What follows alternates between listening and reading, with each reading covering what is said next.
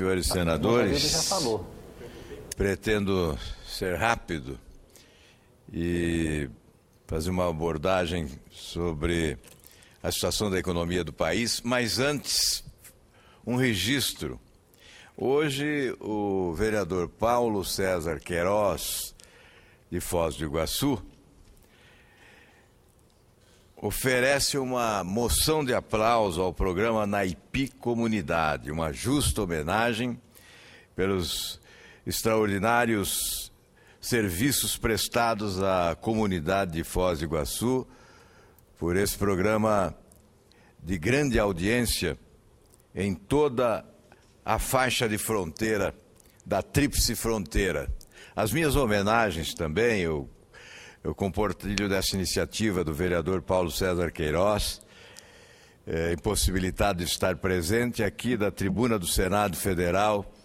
Os meus aplausos a um programa que realmente presta serviços, valoriza a cidade, valoriza a região e atende à população de forma muito eficaz. Os aplausos ao Mário e a toda a sua equipe. O Mário que comanda uma equipe competente de comunicadores, de repórteres, enfim, de produtores, para a apresentação deste programa Naipi Comunidade, que é um programa recordista em audiência no seu horário. Os nossos cumprimentos, portanto. Mas, senhor presidente, o desempenho atual da economia brasileira é a crônica do fracasso anunciado, em que pese as previsões otimistas do ministro Mantega, a cada passo há a demonstração de que a sua bola de cristal está sempre embaçada. O medíocre crescimento que a gestão Dilma Rousseff tem entregado aos brasileiros é fruto de um experimento equivocado e mal sucedido, empreendido à revelia de reiterados alertas contrários. Já são anos sob clima de incerteza, não sabemos quantos anos ainda serão perdidos. Até agora, a única coisa que o governo conseguiu foi colocar o Brasil figurando entre as economias de pior desempenho no mundo. Mas o nosso modelo é mais ruinoso do que outros pelo planeta fora. Produz não apenas crescimento baixo, como também inflação regada a taxas de juros elevadíssimas. Uma receita de professor Pardal. A presidente e sua turma jogaram no lixo um modelo que ajudou o país a empreender uma lenta, porém persistente travessia rumo a um ambiente econômico mais próspero e estável, iniciada no governo do presidente Fernando Henrique Cardoso. O sistema baseado na trinca metas de inflação, responsabilidade fiscal e câmbio flutuante foi posto de lado pela atual gestão em favor de uma dita nova matriz econômica. A receita da presidente persegue a clássica combinação de um pouquinho mais de inflação para mais crescimento, algo no que só os governistas ainda acreditam. Alguns governistas, na verdade. Mas o que a mistura produziu foi, na realidade, muita inflação e nenhum crescimento, a menos que alguém considere que crescer uma média de no máximo 2% ao ano seja alguma coisa digna de nota. Essa receita baseia-se em mais gasto público, mais crédito, leniência com a inflação, desafogo nos juros. Em momentos de crise mais aguda, como a que se seguiu à debacle mundial de 2008, até produz algum benefício. Mas é a velha história. Remédio em excesso pode acabar matando o paciente. Foi o que aconteceu. O Brasil hoje está pior do que a maioria dos países do mundo em matéria de crescimento econômico. O triênio 2011-2013 já foi rifado. mas o estrago, infelizmente, tende a ser maior. O Brasil entrará num ano difícil para todo mundo, como se prevê para 2014.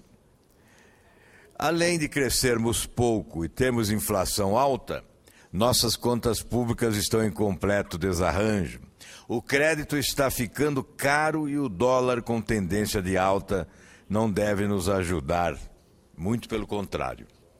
Para complicar, nosso investimento é pouco e decadente. No trimestre caiu 2,2%, no pior resultado desde o primeiro trimestre de 2012.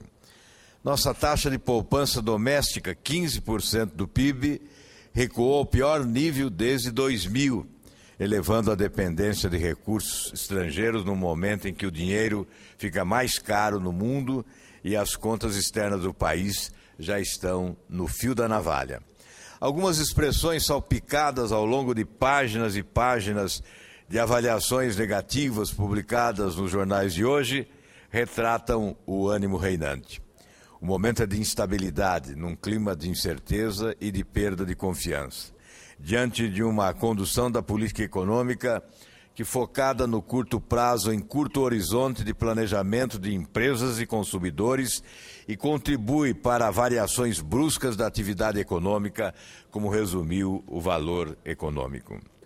As previsões otimistas, exageradamente otimistas, são desonestas exatamente porque coloca o mercado sobressaltado diante das incertezas.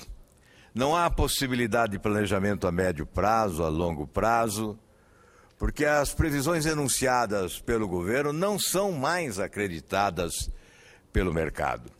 Qual o grande investidor, qual o empresário competente que acredita nas previsões do governo, especialmente anunciadas pelo ministro Mantega? Isso promove recuos, certamente compromete o nível de investimento que poderia ser superior se tivéssemos segurança e, sobretudo, planejamento, previsão com a necessária visão de futuro. Com os resultados do terceiro trimestre conhecidos esta semana, com queda de 0,5% sobre os 3 meses anteriores, a perspectiva para 2014 turvou-se de vez. Há quem acredite que o crescimento do PIB brasileiro no ano que vem mal supere 1%, mas a média mais comum é de uma expansão de 2%, ainda assim muito ruim para um país que precisa crescer e se desenvolver para superar o enorme fosso de desigualdade e injustiça social como o que ainda persiste entre nós. A presidente começou seu governo prometendo crescimento de até 5% ao ano. Nunca passou nem perto disso. Fez 2,7% em 2011, 1% no dado revisado de 2012 e deve fechar este e o próximo ano com algo em torno de 2%. Neste momento, o Brasil é, em todo o mundo, a economia com o pior desempenho, conforme mostrou o jornal O Globo. O governo aposta nas privatizações para evitar uma catástrofe pior no ano que vem. Mas esquece-se de que, se tivesse feito a coisa certa, nesta altura as concessões já poderiam estar produzindo algum resultado, se não tivessem demorado tanto a transpor a resistência ideológica do PT aos investimentos privados.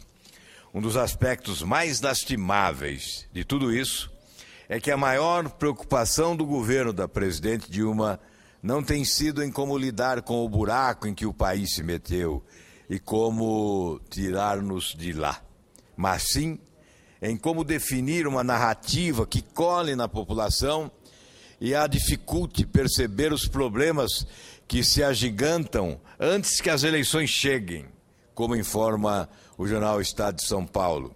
A propaganda tem sido a alma do negócio petista. Tudo considerado, o país vive hoje à sombra do risco. paga-se um preço muito elevado por decisões equivocadas. Paga-se ainda mais caro pela persistência num caminho que nos conduziu a um beco sem saída. O Brasil não tem mais tempo a perder. O Brasil não aguenta mais ficar à mercê do projeto de poder do PT. O Brasil precisa mudar. O país precisa de um projeto de nação de verdade. Era o que tinha a dizer, senhor presidente.